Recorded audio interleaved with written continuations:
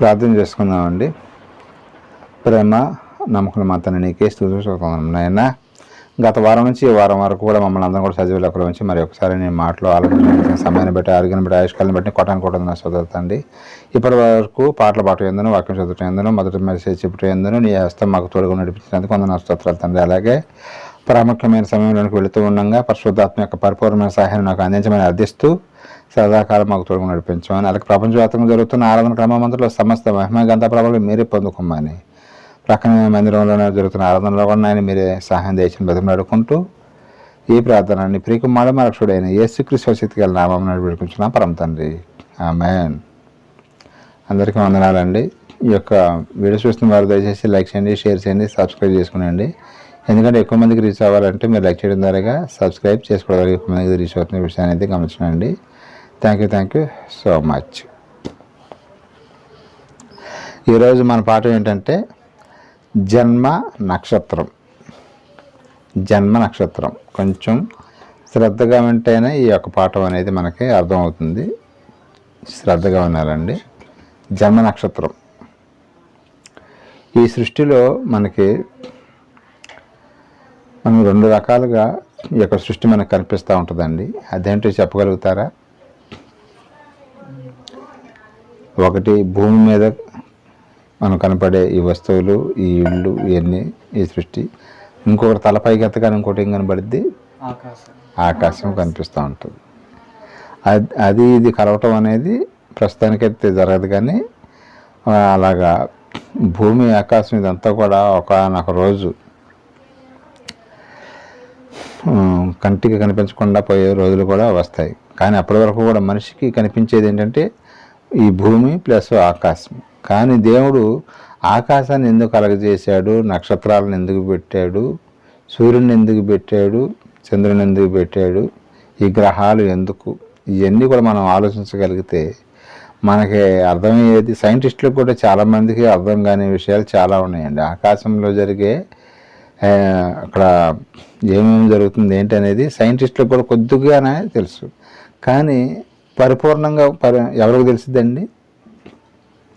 ఎవరైతే దీన్ని కలగజేశాడో. ఇప్పుడు ఒక వస్తువు ఉంటుందండి, ఒక కారు కానీ లేకపోతే ఏదైనా బస్సు కానీ తయారు చేశాడు అనుకోండి ఒక వ్యక్తి. ఆ ఇంజిన్ ఎక్కడ ఉంది, బ్యాటరీ ఎక్కడ ఉంది ఏంటనేది అవన్నీ ఎవరికి తెలిసిద్ది? తయారు చేసిన ఆ వ్యక్తికి తెలిసిద్ది. అలాగే ఈ భూమిని, ఈ ఆకాశాన్ని, ఈ గ్రహాలని కలగజేసింది ఎవరండి? తండ్రి అయిన దేవుడు యేసుక్రీస్తుల వారు అన్నమాట. కాబట్టి వారికి పరిపూర్ణంగా తెలుస్తుంది. ఇంకో విషయం ఏంటంటే జన్మ నక్షత్రం. ఈరోజు మన పాఠం ఏంటంటే జన్మ నక్షత్రం. నక్షత్రాలు అనేవి ఎన్ని ఉన్నాయండి? లెక్క ఏమైనా ఉందా? మనకేమైతే ఎవరైనా చెప్పగలుగుతారా? కొన్ని కోటాన కోట్లు నక్షత్రాలు ఉన్నాయండి. ఇంకొక క్వశ్చన్, మీకు తెలిసిన క్వశ్చన్ ఇది. భూమి కంటే నక్షత్రం ఎన్ని రెట్లు పెద్దది? అసలు భూమి కన్నా నక్షత్రం పెద్దది అని అసలు ఇది తెలుసో లేదు? 14 లక్షల రెట్లు, 13 లక్షల రెట్లు పెద్దది. ఒక భూమి కన్నా నక్షత్రం ఎక్కడో కనిపిస్తుంది కదా మనకి. నక్షత్రాలు కూడా ఎప్పుడు కనిపిస్తాయని మనకి?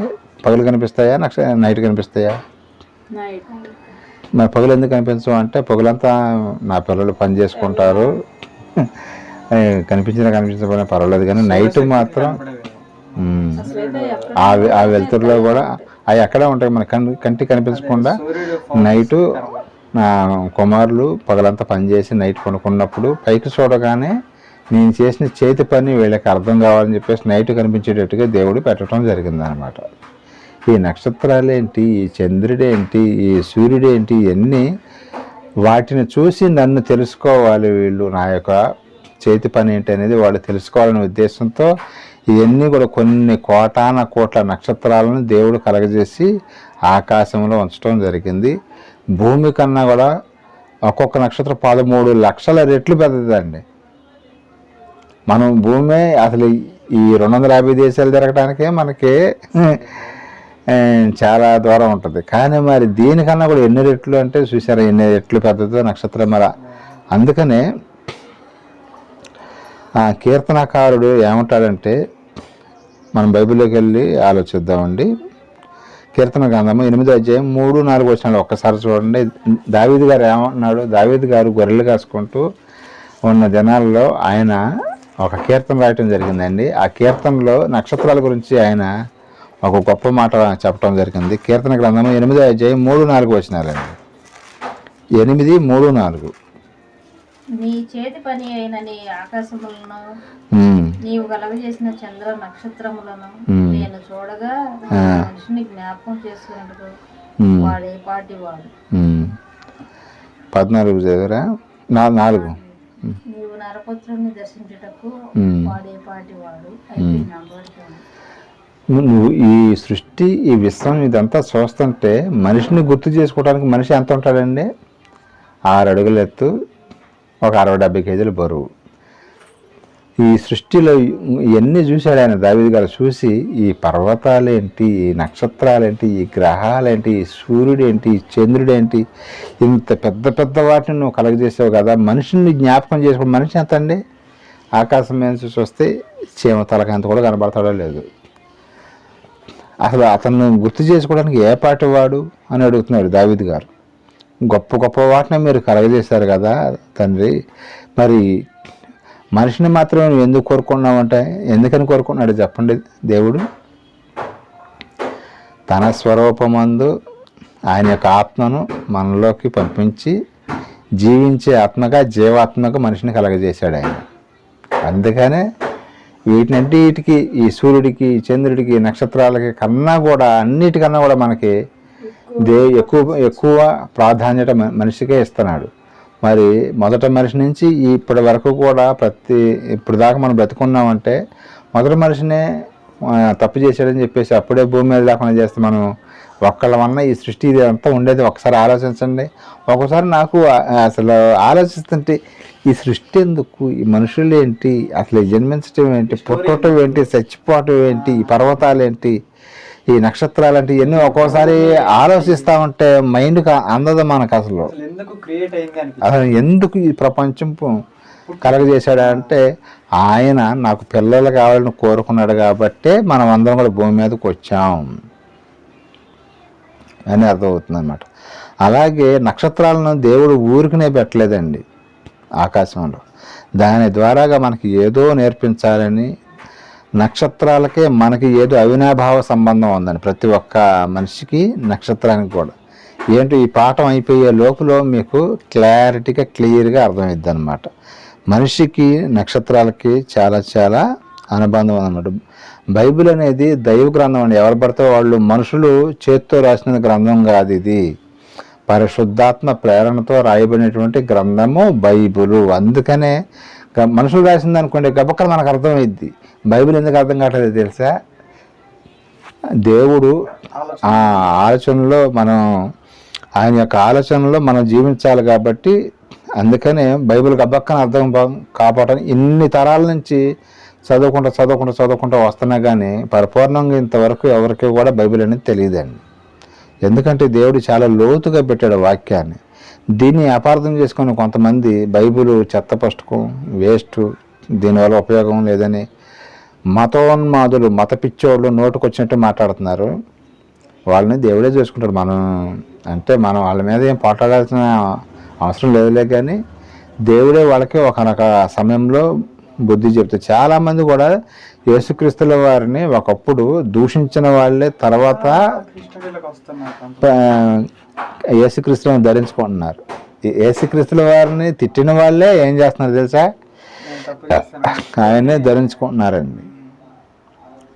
చాలామంది మనం చూస్తూ ఉంటాం, అక్కడక్కడ సాక్ష్యాలు చెప్తూ ఉంటారు. నేను ఒకప్పుడు అలా చేశాను, ఒకప్పుడు ఎలా చేశాను, ఇప్పుడు ప్రభుని నమ్ముకున్నానని చెబుతూ ఉంటారు. దేవుడు పట్టుకుంటే అంతేనండి. ఎంత కరుడు కట్టిన వారినైనా సరే పట్టుకున్నాడంటే ఇక అతని యొక్క గుండె మాంసం గుండెలాగా మారిపోదు. అంతకుముందు బండరాతి గుండెలాగా ఉంటుంది, తర్వాత మెత్తనే గుండెలాగా అయిపోద్ది అనమాట. ఎక్కడో దాకా బైబిల్లోనే మనం ఒక ఆయన ఉన్నాడు. ఎవరండి? అపోస్తలుడైన పౌలు గారు. అంతకుముందు ఎలా ఉండేవాడు? రెబల్లాగా ఉండేవాడు ఆయన. తర్వాత అసలు ఆయన అదొక సపరేట్ అనమాట ఇక ఆయన జీవితం. అలాగా దేవుడు ఎవరినైనా సరే పట్టుకున్నాడంటే వదిలిపెట్టడం అనమాట. ఇంకా మనం బైబిల్లోకి వెళ్ళి చూడగలిగితే కీర్తన గ్రంథము 147 అధ్యాయం 4 వచ్చిన ఒకసారి చూడండి.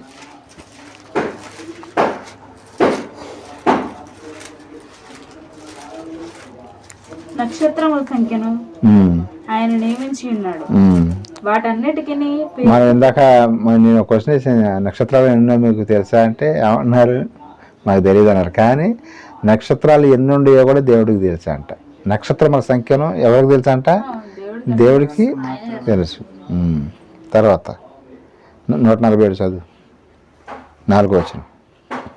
నక్షత్రముల సంఖ్యను ఆయన నియమించి ఉన్నాడు, వాటన్నిటికీ పేర్లు పెట్టుచున్నాడు. పేర్లు కూడా పెట్టాడు, ఒక్కొక్క నక్షత్రానికి ఒక్కొక్క పేరు కూడా పెట్టాడంట ఆయన. తర్వాత మన ప్రభువు గొప్పవాడు, ఆయన అధిక శక్తి గలవాడు, ఆయన్ని జ్ఞానమునకు మితి లేదు. చాలండి. చూసారా, ఇక్కడ నక్షత్రాల సంఖ్య ఎంతో తెలుసంట, వాటికి పేర్లు కూడా తెలుసంటండి ఆయనకి.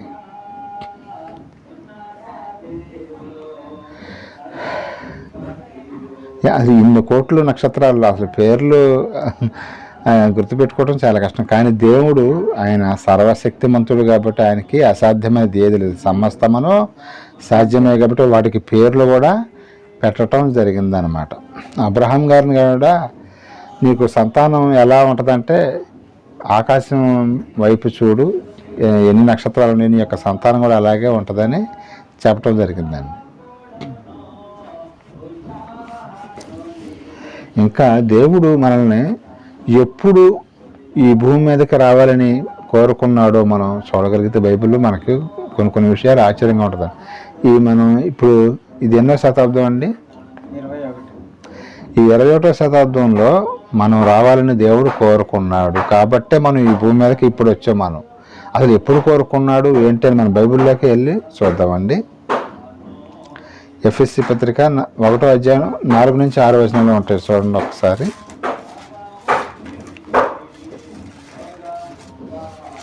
ఎఫ్ఎస్సి పత్రిక 1వ అధ్యాయం 4 నుంచి 6 వరకు ఆయన ఎప్పుడు మనం ఈ భూమి మీదకి రావాలని కోరుకున్నాడో ఆయన యొక్క ఆలోచన, ఆయన యొక్క ప్రణాళిక ఏమిటో మనం తెలుసుకుందామండి.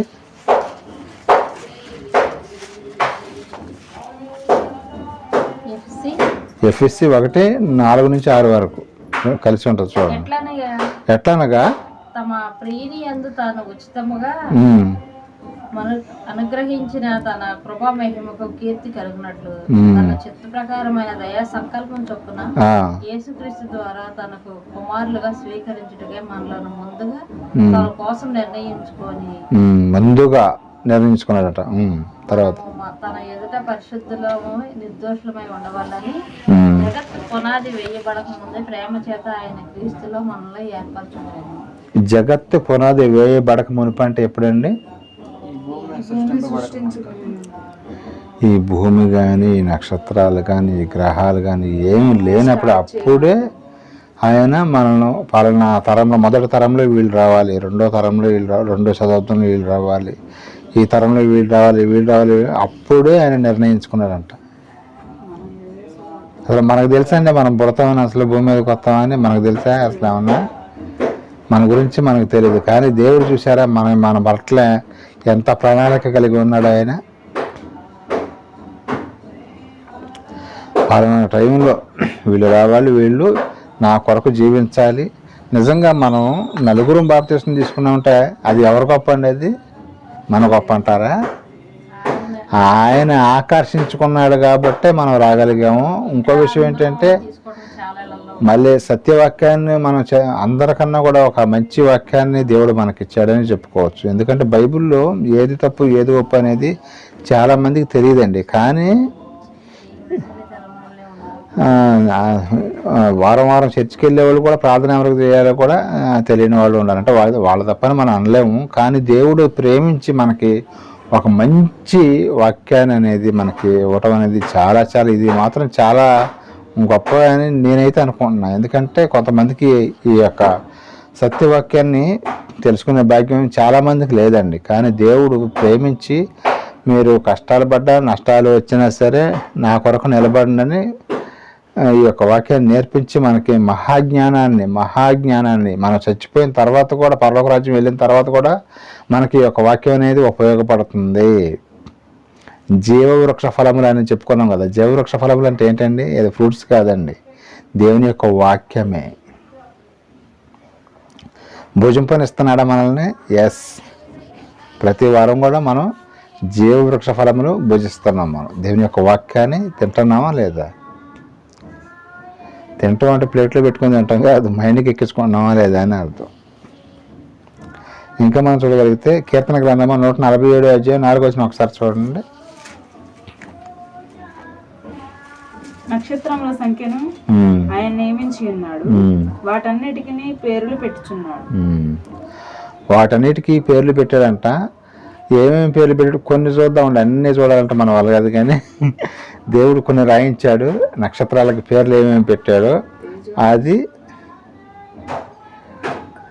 యోబు గ్రంథము 38వ అధ్యాయం 31, 32, 35 వచనాలు చదవండి. యోబు గ్రంథము 38వ అధ్యాయం 38, 31,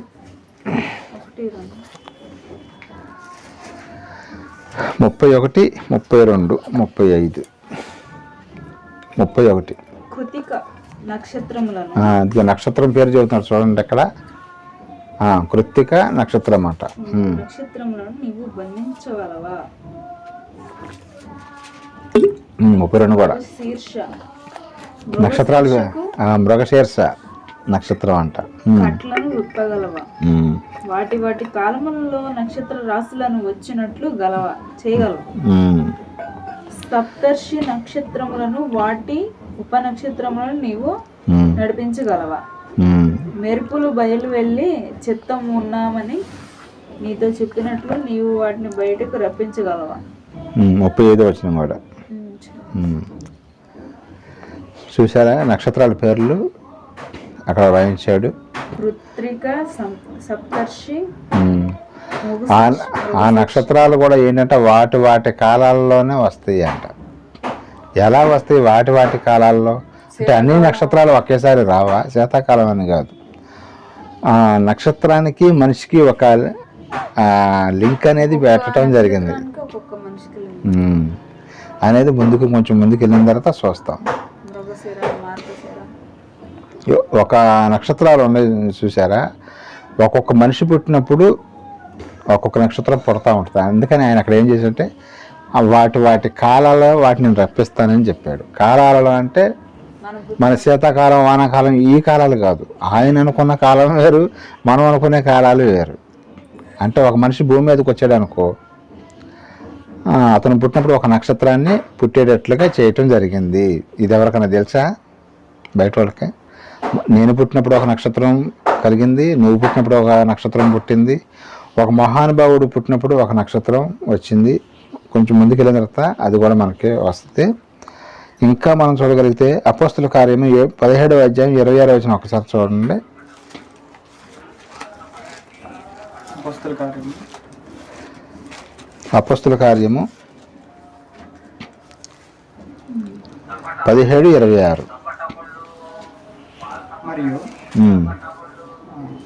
యావత్ భూమి మీద కాపురముండుటకు ఆయన యొక్కని నుండి ప్రతి మనుష్యులను సృష్టించి, వారు ఒకవేళ దేవుడిని తడవులాడి కనుగొందురేమో అని తన్ను వెదుకు నిమిత్తము నిర్ణయ కాలమును వారి నివాసస్థలం యొక్క పొలిమేరలకు ఏర్పరిచారు.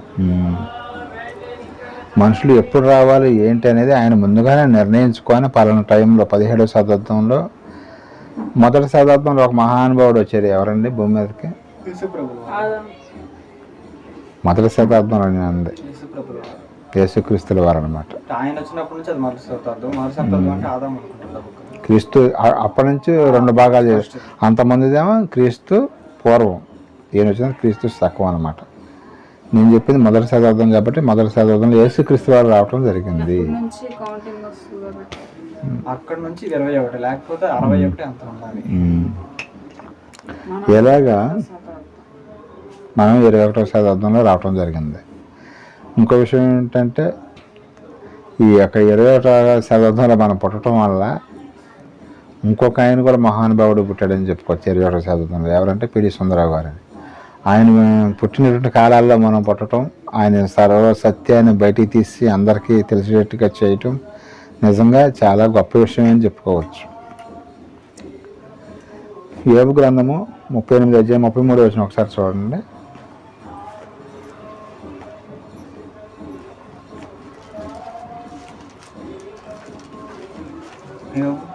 యోబు గ్రంథము 38:33.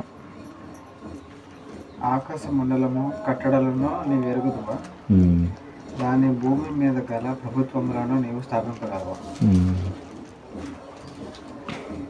33 అయిపోయింది. సరిపోతుంది.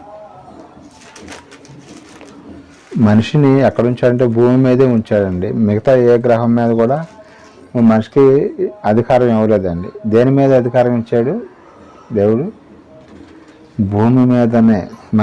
మనిషి ఎక్కడ ఉన్నాడండి? భూమి మీద. కొంతమంది ఈ పొలం నాది, ఆ స్థలం నాది, అది నాది, ఇది నాది అన్నారు. కానీ ఇదంతా కూడా ఎవరిదండి? దేవుడిది. దేవుడిది. మనము పరదేశులము యాత్రికులమై ఉన్నాం. ఇక్కడికి వచ్చాము కాబట్టి ఎన్ని సంవత్సరాలు ఉంటామండి? ఒక 4,500 సంవత్సరాలు ఉంటాం ఇక్కడ మన భూమి మీద. 4,000-5,000 సంవత్సరాలు ఉందా ఆయుష్ మనకి? కొంచెం కాలం, 60-70 సంవత్సరాలే.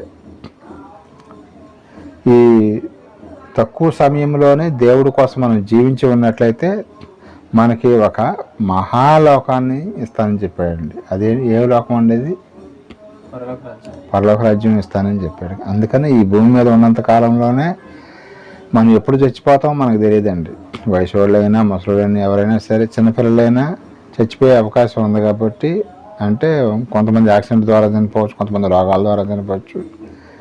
కాబట్టి ఈ కొద్ది కాలం మనకి టైం ఇస్తాడు. మనం ఏమనుకుంటాం, చాలా టైం ఉందలే, ఇంకా 60-70 సంవత్సరాలు, 40 సంవత్సరాలు టైం ఉందని అనుకుంటాం. కానీ ఉండదండి. ఒక్కోసారి భూమి నుంచి తీసేయాలనుకుంటే ఎంతసేపు పట్టదు. కాబట్టి ఈ కొద్ది సమయంలోనే మనం ఏం చేయాలంటే దేవునికి ఇష్టలుగా జీవించాలి, ఆయన పనులు చేస్తూ ఉండాలి. అందుకనే మన భూమి మీదకి దేవుడు పంపించడం జరిగింది. మనకిష్టం వచ్చినట్టుగా జీవించడానికి కాదండి. నరులారా తిరిగి రండి అని చెబుతున్నాడు ఆయన. చాలామంది ఏం చేస్తున్నారంటే తిరిగి వెళ్ళకుండా ఏం చేస్తున్నారంటే నరకానికి వెళ్ళిపోతున్నారు. ఆయన దగ్గరికి రావంటే వీళ్ళేమో నరకానికి వెళ్ళిపోతున్నారు, పాతాలని. ఇంకా మనం చూడగలిగితే ఎఫ్ఎస్సి పత్రిక 2:10 ఒకసారి చూడండి. ఎఫ్ఎస్సి 2:10.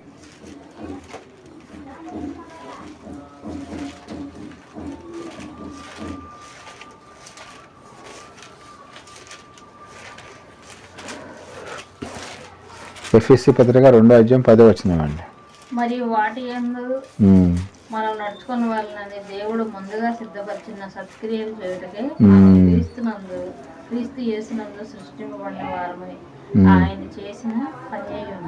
అదండి మనం భూమి మీద రావడానికి కారణం ఏంటండి?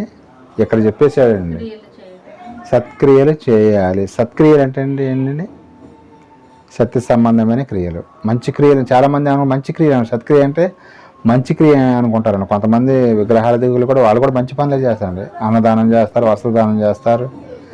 అది దేవుని లెక్కలోకి రాదండి. ఎందుకని రాదు?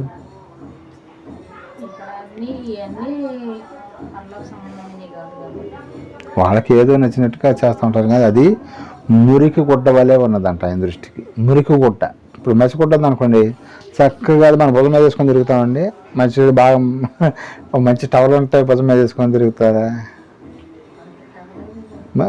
మసిగుడ్డ ఎవరన్నా భుజం మీద వేసుకుంటాం. మురికి గుడ్డ అంటే అదనమాట. అంటే ఆ యొక్క కార్యక్రమాలు అనేది ఆయనకి ఇష్టం లేదు.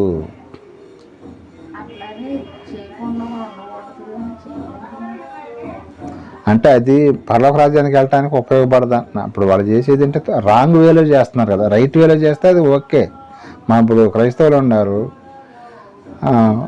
ఒక సేవకుడు మీ ఇంటికి వచ్చి జస్ట్ ఒక గిన్నెడు నీళ్ళు ఇచ్చినా చాలన్నాడు ఆయన. నువ్వు భోజనాలు పెట్టవసరలా, సాల్వాలు కప్పవసరలా.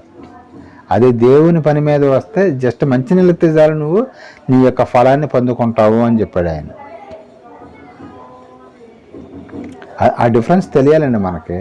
అది మంచి పనే కదా అంటే ఓకే, అది చేయొద్దంటలేదండి, వాళ్ళని చేసేవాళ్ళని చేసుకొని.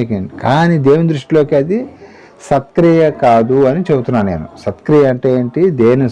దేవునికి సంబంధించిన పని సువార్త చెప్పటం, చెప్పించటం, ఇది సత్క్రియ.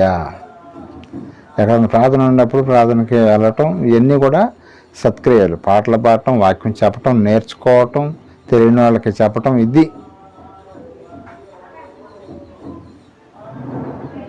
మంచి క్రియలు చేయొద్దని కాదు, దుర్మార్గులా ఉండమని కాదు. కానీ ఈయన తెలుసుకోవాలి ముందు, ప్రభువుని, తండ్రి అయిన దేవుని తెలుసుకొని ఈయన చెప్పినట్టుగా జీవిస్తే అప్పుడు మనకు పరలోక రాజ్యం. కానీ నువ్వు బాప్తిసం తీసుకోకుండా ఎన్ని దాన ధర్మాలను చేయి, పరలోక రాజ్యం వెళ్తామా? వెళ్తారని చెబుతుందా బైబిల్? ఎక్కడైనా చెబుతుందా? మరి బైబిల్ చదువుతున్నాం కదా మనం. ఎక్కడైనా సరే మీరు బాప్తిసం తీసుకోకుండా దేవుని నమ్మకుండా మంచి పనులు చేసుకుంటా ఉండండి, మీరు పరలోక రాజ్యానికి వెళ్ళిపోతారని ఎక్కడన్నా ఉందా? అదే సత్క్రియలు ముందుగా సిద్ధపరిచిన సత్క్రియలు చేయటానికి దేవుడు మనల్ని భూమి మీదకి పంపించాడు. మాకేడుండే సత్క్రియలు అనుకోకూడదు. ఎక్కడున్నాయండి? నీ తోటి సహోదరుడికి, మన ఫ్రెండ్స్ ఉంటారు, మన తోటి వాళ్ళకే మనం సువార్త చెప్పాలి. అది సత్క్రియ అంటే. చాలామంది మరి మనకు తెలిసిన వాళ్ళు విగ్రహాలను చేసేవాళ్ళు ఉంటారు, వాళ్ళకి ఏం చెప్పాలంటే మనం సువార్త చెప్పాలి. వినపోవడం తర్వాత సంగతి. అసలు మనం చెప్పకపోతే నేరం ఎవరిది? మన చుట్టాలు ఉంటారు, చాలామంది పూజలు చేసేవాళ్ళు ఉంటారు, వాళ్ళు కూడా చెప్పాలి. వినలేదనుకో వదిలేసి దేవుడే చూసుకుంటాడు. ఇక మన ఫ్రెండ్స్ ఉంటారు, ఫ్రెండ్స్ అయినా లేదా మనతో పాటు పనిచేసేవాళ్ళు ఉంటారు, లేదా ఇంటి పక్కన వాళ్ళు ఉంటారు, ఇంటి ముందు వాళ్ళు ఉంటారు, వాళ్ళు కూడా చెప్పాల్సిన బాధ్యత అండి. లేదా నువ్వు డైరెక్ట్గా చెప్పలేవు, ఏదైనా ఇంట్లో ప్రార్థన పెట్టించుకొని మేము ప్రార్థన పెట్టించుకున్నాం రాండి అని చెప్పియాలి. అట్లాగైనా తెలివిగా చేయాలన్నమాట. ఎందుకంటే అందరూ అంతటా రక్షింపబడాలని ఆయన కోరిక. అలాగే క్రైస్తవమైన మనం కూడా ఎవరెట్ పోతే మనకేంట్లే, మనం పరలోక రాజ్యం వెళ్తాంలే అని అనుకోకూడదు అనమాట. మనకు కూడా ఒక పని చెప్పాడు ఆయన, ముందుగా సిద్ధపరిచిన సత్క్రియలు చేయాలి. అది మనం ఇది లైట్గా తీసుకుంటా ఉంటాం, మిగతా అన్నీ కూడా భోజనాలు పెట్టడం కానీ ఏదైనా లైట్గా తీసుకుంటాం. కానీ మనకు ముందు ప్రిఫరెన్స్ దేనికి ఇవ్వాలంటే వాక్యానికి ఇవ్వాలండి, వాక్యం. ఇంకా మనం చూడగలిగితే యోధా పత్రిక 1వ అధ్యాయం 13వ వచనం ఒకసారి చూడండి. నక్షత్రాల గురించి, జన్మ నక్షత్రం గురించి.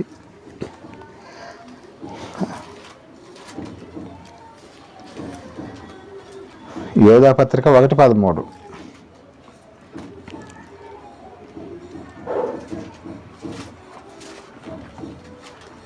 చివర్లా ఉంటుంది ప్రకటన గ్రంథం ముందు. 1:13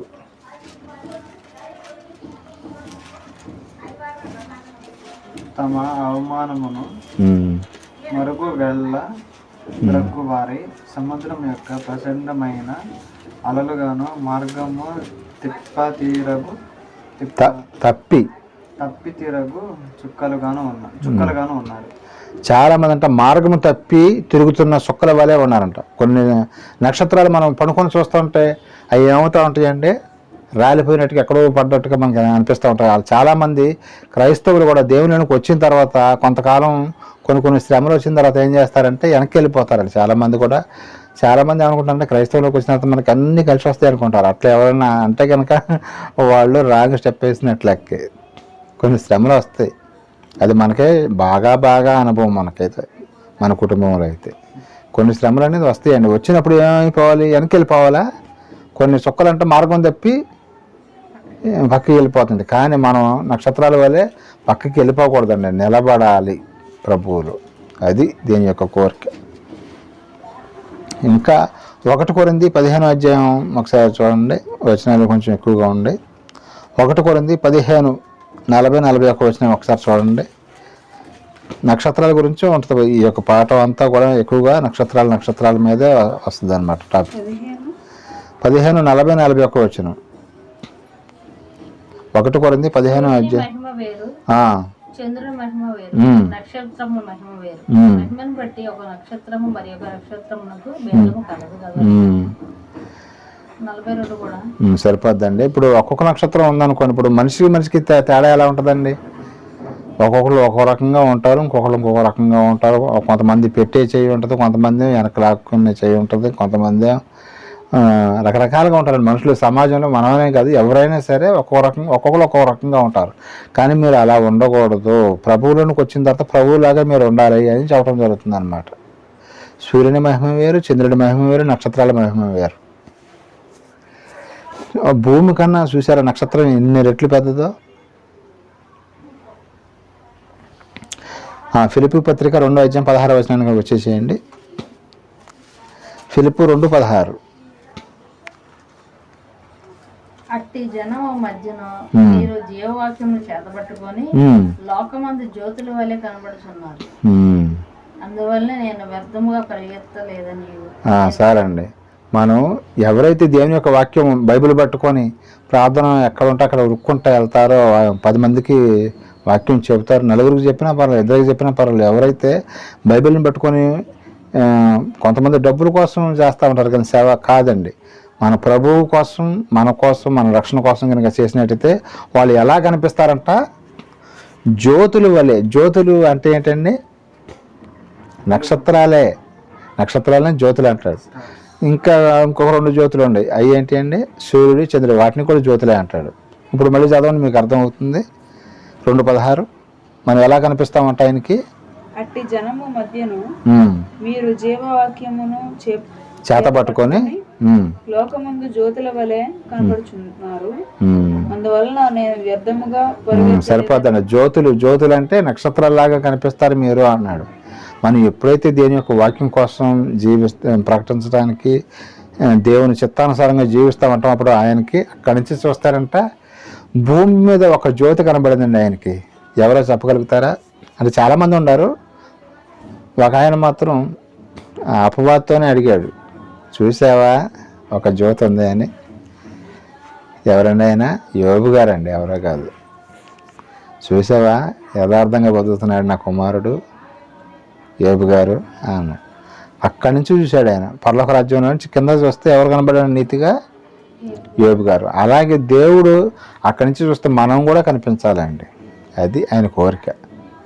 జ్యోతుల వలె కనిపించాలి, నక్షత్రాలలాగా. దానియేలు గ్రంథము 12:3 ఒకసారి చూడండి.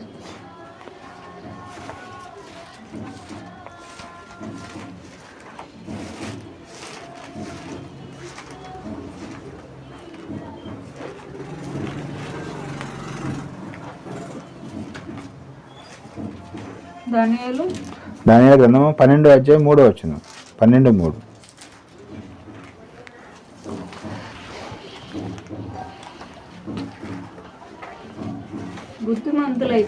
బుద్ధిమంతులైతే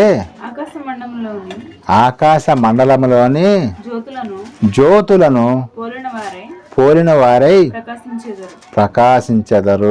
నీతి మార్గమును అనుసరించి నడుచుకున్నట్లు ఎవరు అనేకులను త్రిప్పుదురో వారు నక్షత్రముల వలె నిరంతరమును ప్రకాశించెదరు. అది అనేకులను త్రిప్పాలంటండి. మనం దేనికి త్రిప్పాలండి? దేవునిలోనికి తీసి త్రిప్పాలి. వేరే వేరే వేరే చెత్త వాటికి కాదనమాట. మనం అందరం కూడా దేనికి త్రిప్పాలంటే, కొంతమంది దేనికి తిప్పుతారండి? ఈ లోకంలో రాజకీయ నాయకులు ఓట్ల కోసం, మందు కోసం, దీని కోసం, దాని కోసం రకరకాలుగా తిప్పుతారండి. కానీ మనం ఏం చేయాలంటే, ఎవరైతే దేవుని వాక్యం చేత పట్టుకొని ఉన్నారో, బైబిల్ ఎవరి చేతిలో అయితే ఉంటుందో వాళ్ళు ఏం చేయాలంటే, నశించిపోతున్న వాళ్ళనే దేవునిలోనికి తీసుకురావాలి. అప్పుడు ఏమవుతా ఉంటాం? మనం జ్యోతుల వలె వెలుగుతాం. లేకపోతే బ్లాక్ హోల్స్ అయిపోతాం అండి. బ్లాక్ హోల్స్ అంటే ఏంటండి?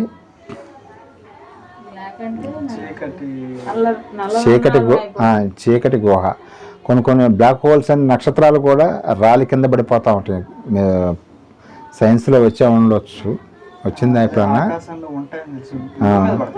భూమి మీదకి పడిపోతాయి, కిందకి రాలి పడిపోతాయి అనమాట. దాని యొక్క కాంతిని ఇవ్వకపోతే ఏం చేస్తాడో దేవుడు అక్కడి నుంచి కింద పడేసేస్తాడు అనమాట. అవన్నీ కూడా ఎందుకు కలుగుతాయి అంటే, ఎవరైతే మనం పుట్టినప్పుడు ఒక నక్షత్రం మనకి, మన పేరు మీద ఒక దేవుడు నక్షత్రాన్ని కలగజేస్తాడు. మరి చచ్చిపోయినప్పుడు అది కింద రాలి కింద పడి, దాన్నే బ్లాక్ హోల్స్ అంటారు అనమాట. మీద నక్షత్రాలు పడతా ఉంటాయండి. పడితే ఒకసారి చిన్నప్పుడు చూస్తున్నా రాలిపోతున్నట్టు పడగంట తెలుసు, నక్షత్రాలు కూడా పడతాయి. నక్షత్రాలు బ్లాక్ వాటినే బ్లాక్ హోల్స్ అంటారు అన్నమాట. ఈ రాజకీయ నాయకులు గొప్పోళ్ళు చచ్చిపోయారని అని కూడా చిన్నప్పుడు తెలియక మాట్లాడతారులే కానీ కాదు మనం నేను పుట్టినప్పుడు నువ్వు పుట్టినప్పుడు మహానుభావుడైన యేసుక్రీస్తుల వారు పుట్టినప్పుడు అక్కడి నుంచి వద్దాం. మనం అక్కడి నుంచి వస్తే మీకు క్లారిటీ వస్తుంది. యేసుక్రీస్తుల వారు పుట్టినప్పుడు కూడా ఒక నక్షత్రము పుట్టింది. నువ్వు ఎలా చెప్పగలవు అంటే బైబిల్నే అడుగుదాం. బైబిల్లో లేనిది మనం సొంతంగా మాట్లాడటానికి వీలు లేదు. మత్తయి సువార్త 2వ అధ్యాయం 1-2 వచనాలు ఒకసారి చూడండి. యేసుక్రీస్తు వారు పుట్టినప్పుడు నక్షత్రం పుట్టిందా లేదా తర్వాత మన దగ్గరికి వద్దాం. తర్వాత మత్తయి సువార్త 2వ అధ్యాయం 1-2 వచనాలు. రాజైన హేరోదు దినములందు యూదయ దేశపు బెత్లెహేములో యేసు పుట్టిన పిమ్మట ఇదిగో తూర్పు దేశపు జ్ఞానులు యెరూషలేముకు వచ్చి యూదుల రాజుగా పుట్టిన వాడు ఎక్కడ ఉన్నాడు? తూర్పు దిక్కున మేము ఆయన నక్షత్రమును తూర్పు దేశమున ఆయన నక్షత్రమును చూసి ఉన్నాము. ఆయన పూజింపవచ్చితమని చెప్పింది. ప్రతి మనిషి భూమి మీదకి వచ్చాడంటే ఇప్పుడు ఆయా కాలములలో నేను నక్షత్రాన్ని కలగజేస్తాను. ఇందాక చెప్పి ఆయా కాలం అంటే మనం ఏమనుకున్నాం వర్షాకాలం శీతాకాలం అనుకున్నాం. కాదు, ఆయా కాలంలో అంటే 20వ శతాబ్దంలో వచ్చావా నువ్వు, నీకు ఒక నక్షత్రం. 19వ శతాబ్దంలో వచ్చిన వానికి ఒక నక్షత్రం. ఇప్పుడు యేసుక్రీస్తుల మొదటి శతాబ్దంలో వచ్చారు కదా ఆయన నక్షత్రము. యేసుక్రీస్తుల వారు పుట్టినప్పుడు కూడా ఈ తూర్పు దేశపు జ్ఞానులు ఒకటి కనుక్కున్నారంటే ఏం కనుక్కున్నారంటే నిజంగా హ్యాట్స్ ఆఫ్ వాళ్ళకు. ఎట్లా కనుక్కున్నారో తెలుసా? యేసు ప్రభు పుట్టాడని ఒక మహానుభావుడు నక్షత్రం చూసి వచ్చారంట వాళ్ళు. ఇప్పుడు అదే చదివింది, మళ్ళీ చదవండి. వాళ్ళు ఎలా కనుక్కున్నారు ఇక్కడ అర్థమవుతుంది. రాజైన హేరోదు దినములందు యూదయ దేశపు బెత్లెహేములో యేసు పుట్టిన పిమ్మట ఇదిగో తూర్పు దేశపు జ్ఞానులు యెరూషలేముకు వచ్చి యూదుల రాజుగా పుట్టిన వాడు ఎక్కడ ఉన్నాడు?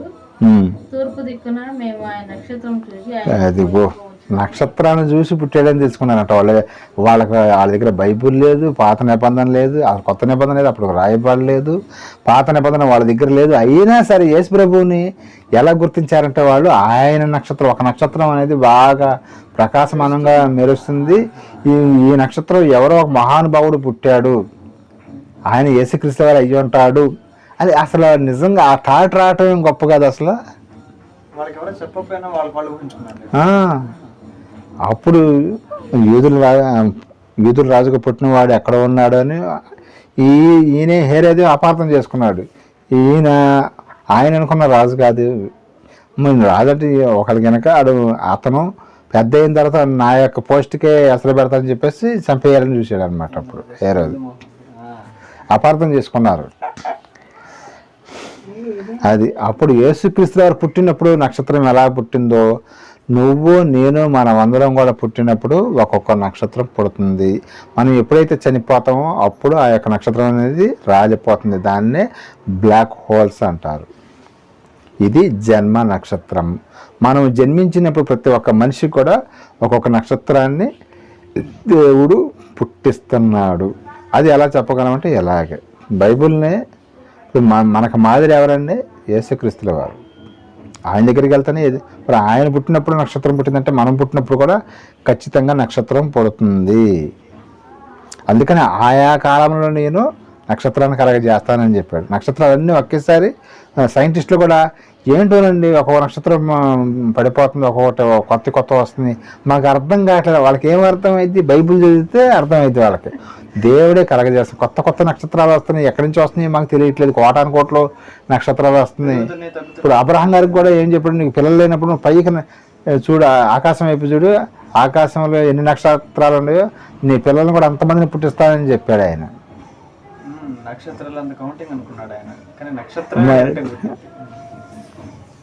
యేసుక్రీస్తు వారు పుట్టినప్పుడు ఎలాగైతే నక్షత్రం పుట్టిందో అలాగే మనం పుట్టినప్పుడు కూడా ప్రతి ఒక్కరు కూడా నీకు నాకు మనందరూ కూడా ఒక్కొక్క నక్షత్రం పుట్టడం జరిగింది. ఇది వినటానికి కొంచెం విడ్డూరంగా మీకు ఏమైనా అనిపిస్తుందేమో కానీ ఇది విడ్డూరం ఏం కాదు. ఇది బైబిల్ చెప్పినప్పుడు ఎవరైనా వినాల్సిందే. కానీ మన నక్షత్రం అనేది ఏదనేది మనకు తెలియదు, కానీ దేవుడికి తెలుసు. అందుకని మీరు నక్షత్రాలాగా ప్రకాశించాలి అని చెప్పడం జరిగిందనమాట.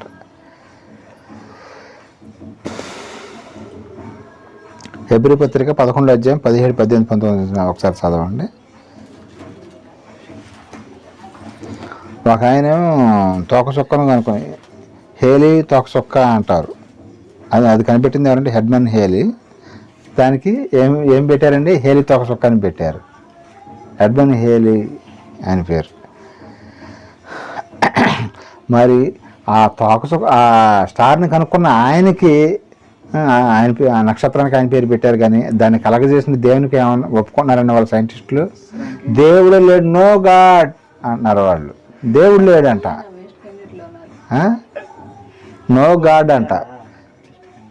అసలు నక్షత్రాలను కలగజేసిన ఆయన గుర్తు చేసుకోకుండా నో గాడ్ అన్నారు. ఆ పేరు అంటూ వీళ్ళకి రావాలంట. ఎడ్మన్ హేలీ తోక చుక్కని పేరు పెట్టారు కనుక్కున్నందుకు. హెబ్రీ పత్రిక 11 అధ్యాయం 17, 18, 19 ఒకసారి చదవండి.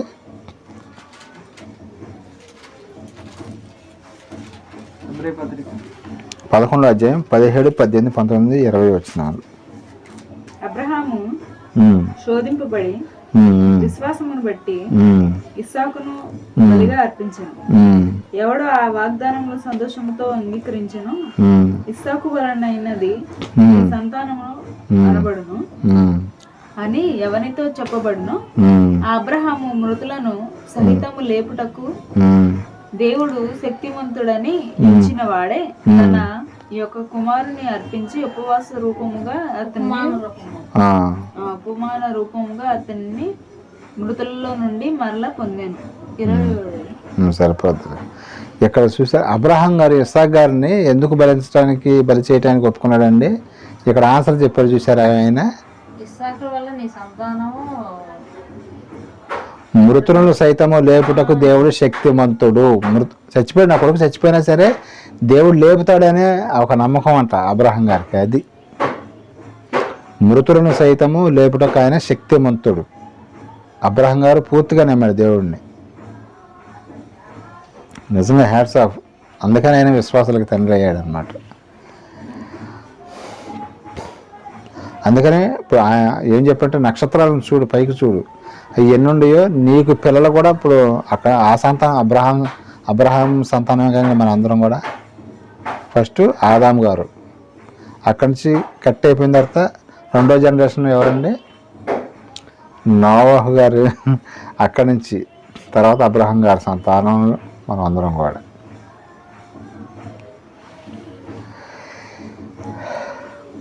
ఇంకా మనం చూడగలిగితే ఆది కాండము 6వ అధ్యాయం 12వ వచనం ఒకసారి చూడండి.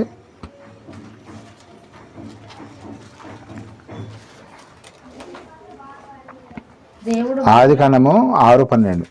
దేవుడు భూలోకమును చూచినప్పుడు అది చెడిపోయి ఉన్నది. సమస్త శరీర మార్గమును చెరుపు వేసుకొని. సరే అండి. చాలా మనుషులు అంట భూమి మీద దేవుడు పైనుంచి చూస్తే ఎలా ఉన్నారంటండి? బాగా నీతిమంతులు లేకుండా ఉన్నారంట, లేకపోతే చెడిపోయారంట. మరి అప్పుడే ఆది కాండంలోనే చెడిపోయారంట మనుషులు. మరి ఇప్పుడు అసలు చెప్పాల్సిన అవసరం లేదండి. ఇంకొక 100 సంవత్సరాలు 200 సంవత్సరాలు అయితే ఏమైపోద్దో అసలు నాకేం అర్థం కావట్లేదు. ఇప్పటికే ఒకప్పుడు అమెరికానే పాపిస్ట్ దేశం అనుకునేవాళ్ళు, అంటే పాపం ఎక్కువగా జరిగిద్ది అనుకునేవాళ్ళు. ఇప్పుడు అమెరికాకి ఏమాత్రం తీసిపోకుండా తయారైపోయారు మన భారతీయులు కూడా. అందుకనే అలాంటి పనులు మీరు చేయకూడదు. ఈ దేవుడు ఇవన్నీ ఎందుకు గ్రహించాడండి? మనము అలాగా ఉండకూడదు అని. చెడు పనులు చేయకూడదు, నీతిగా జీవించాలి. అప్పుడు నక్షత్రాల వల్ల మనం వెలుగుతాం అన్నమాట. బ్లాక్ హోల్స్గా అయిపోకుండా ప్రకాశించే నక్షత్రాలలాగా అవుతాం మనం. రోమపత్రిక 1వ అధ్యాయం 22, 23 వచనం ఒకసారి చదవండి.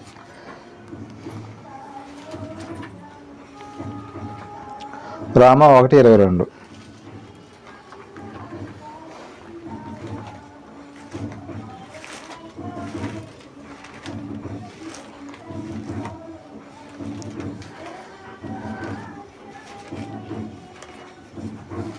రోమా 1:22.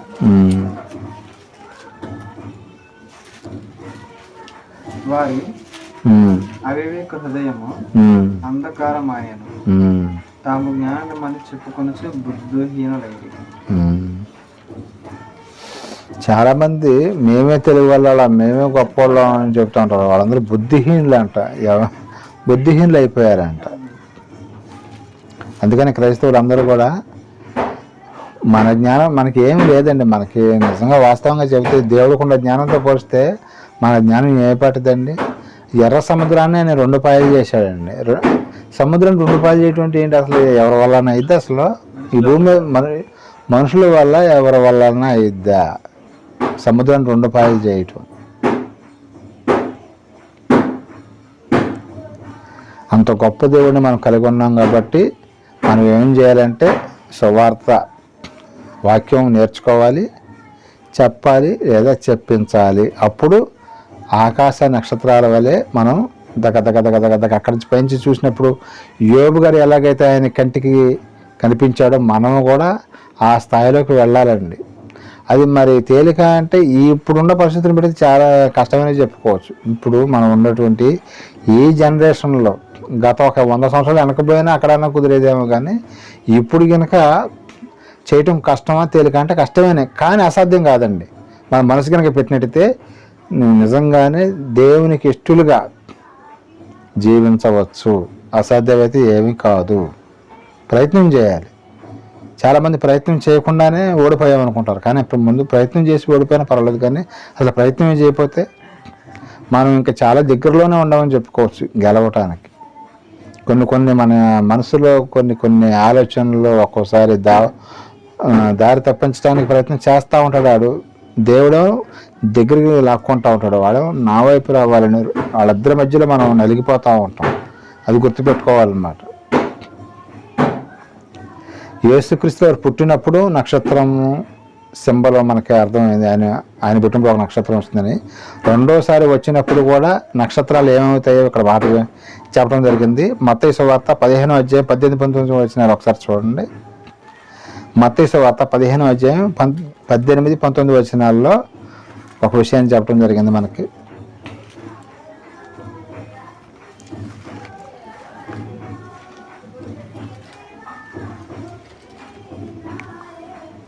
నోట నుండి బయటికి వచ్చునవి హృదయంలో నుండి వచ్చును. ఇవే మనుష్యుని అపవిత్రపరచువని మీరు గ్రహింపరా? దురాలోచనలు, నరహత్యలు, వ్యభిచారము, వేశ్యాగమనములు, దొంగతనములు, అబద్ధ సాక్ష్యములు, అంటే దేవదూషణలు హృదయంలో నుండియే వచ్చును.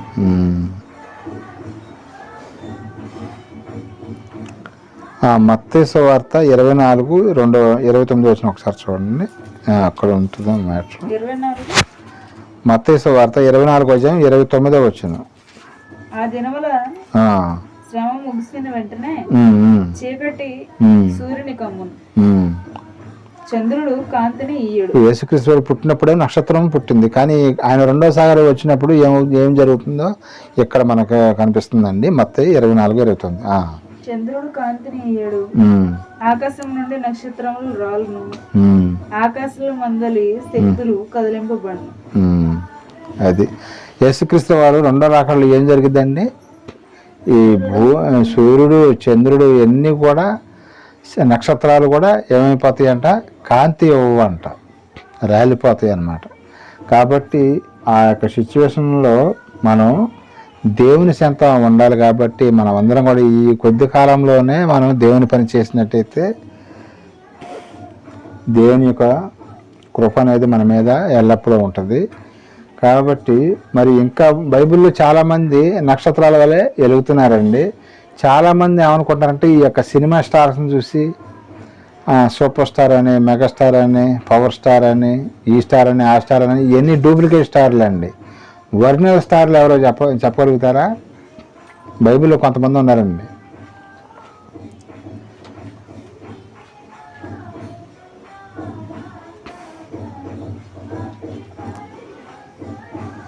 పౌలు గారు సూపర్ స్టార్, దావీదు గారు మెగాస్టార్, ఏలియా గారు రెబల్ స్టార్. ఎందుకంటే ఏలియా గారు ఆయన దేవుని పట్ల చాలా నిలబడ్డాడు అన్నమాట. ఇంకొక స్టార్ ఉన్నాడు. ఇప్పుడు ప్రజెంట్ 21వ శతాబ్దంలో మన కళ్ళ ముందు ఇంకొక స్టార్ ఉన్నాడు. ఎవరైనా అది ఏ స్టార్ అయినా ఛాలెంజింగ్ స్టార్. వీళ్ళని నిజమైన స్టార్స్ అంటే వాళ్ళందరూ డూప్లికేట్ స్టార్లు అనమాట. వాళ్ళు మేకప్ తీసి పక్కకు వచ్చేస్తే వాళ్ళ యొక్క అవతారాలు ఎలా ఉంటాయో మనందరికీ తెలిసిన విషయం. కానీ రియల్ స్టార్స్ వీళ్ళందరూ దావీదు గారు కానీ, మోషే గారు కానీ, పౌలు గారు కానీ, మరి పి.డి. సుందరరావు గారు కానీ, అలాగే మనము కూడా ఒక నక్షత్రం లాగా వెలుగుతూ ఉండాలండి. వాళ్ళే కాదు, మనకు కూడా అవకాశం ఇచ్చాడు దేవుడు. ఈ యొక్క సత్యవాక్యాన్ని మనం తెలుసుకుంటున్నామంటే మనందరూ కూడా జన్మ నక్షత్రం, మనం పుట్టినప్పుడు ఒక నక్షత్రం పుడుతుంది, చనిపోయినప్పుడు ఒక నక్షత్రం అనేది నేల రాలిపోతుంది. కానీ మనం ఎప్పుడూ కూడా ప్రకాశించే నక్షత్రాల వల్లే. యోబు గారు ఎలా ఉన్నాడంటే ప్రకాశించే నక్షత్రం వల్లే ఉన్నాడా, లేదా బ్లాక్ హోల్ లేక ఉన్నాడా? దేవుని పైనుంచి చూస్తే యోబు గారు. అలాగే నువ్వు నేను మనమందరం ఈ భూమి మీద ఎవరైతే దేవుని కొరకు జీవిస్తున్నారో వీరందరూ కూడా ఎలా ఉండాలంటే వెలుగునిచ్చే నక్షత్రాలాగా ఉండాలన్నమాట.